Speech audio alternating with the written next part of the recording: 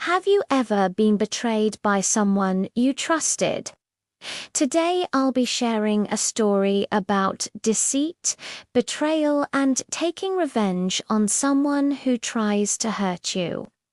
But before we start, please support us by liking this video.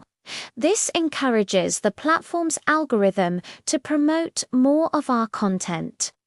Also, don't forget to subscribe to our channel to get notified when we upload new stories. The story goes back a few years to when I was working as an assistant project manager at a large construction company. It was a high-pressure environment, and I was responsible for coordinating with subcontractors, suppliers, and architects, among other duties. At the time, there was a big project going on that was very important to the company. It was a prestigious commercial building project that had a lot of media attention on it. Everyone involved was feeling the heat. In this environment, I met my coworker Sarah. Sarah was a project coordinator who worked closely with me.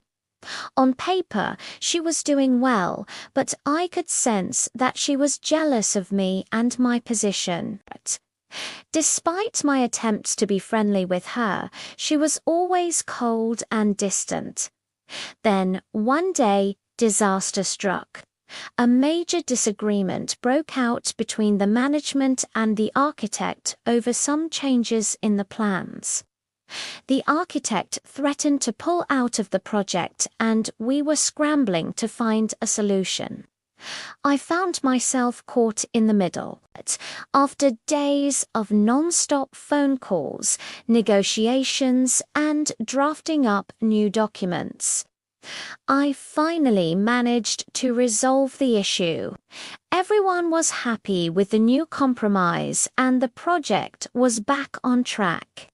I remember thinking that since I was able to solve this big conflict, maybe Sarah and I could finally put aside our differences and work together smoothly. But I was wrong. Instead of being grateful, Sarah started spreading nasty rumors about me. According to her, I was the reason for the delay, because I couldn't do my job properly. She also said that I was arrogant and selfish. She basically did everything she could to tarnish my reputation. Of course, I was furious, but there was no time to argue. I had more important things to focus on.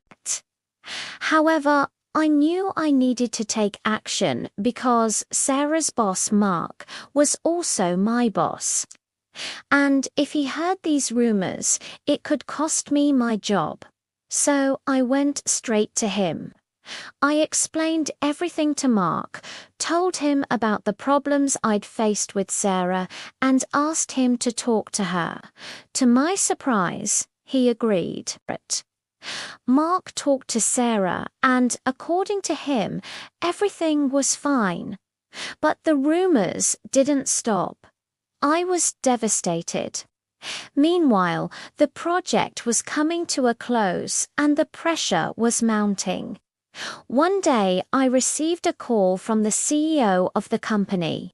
He wanted to know why the project was running late and if it would affect the budget. I quickly checked my documents and reassured him that everything was fine. Later, I realized that Sarah had tampered with some of the reports that I had given to the CEO. When he read them, he believed that we were spending much more than we should.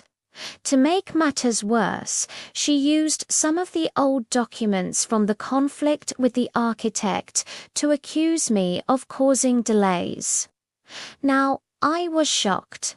I couldn't believe that someone could be so malicious. This was my dream job, and I'd worked so hard to get here. Seeing all my efforts being destroyed by jealousy was painful. After hanging up the phone, I decided to confront Sarah. I wanted answers. Why was she sabotaging me? What did she gain by ruining my career? She tried to play the victim, but I wasn't having it. I told her that I knew she was behind the false report and I was planning to take action. In a fit of rage, she took my badge and threw it on the ground. Then she uttered a sentence that I'll never forget. She said, "You won't do anything.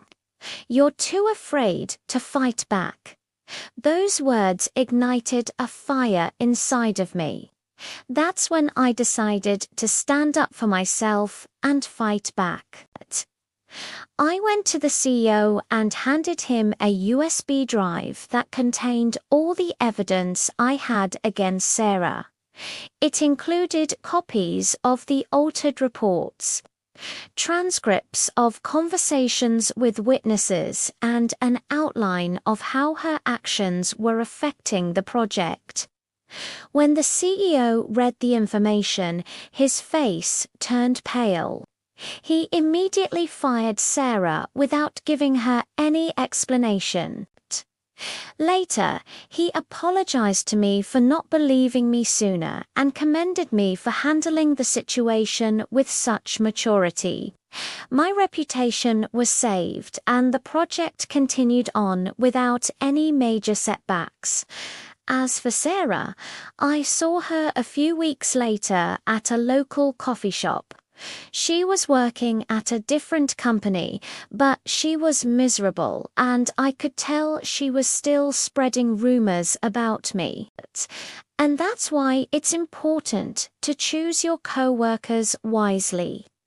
Jealousy and envy can sometimes lead people to do crazy things. I hope this story serves as a reminder to be careful who you trust and always stay true to yourself. What would you have done if you were in my shoes? Let me know in the comments below. I appreciate your support. Thank you for listening to my story. If you liked it, please show your support. Your feedback motivates me to keep sharing these amazing stories. Stay tuned for more updates. Take care and see you soon.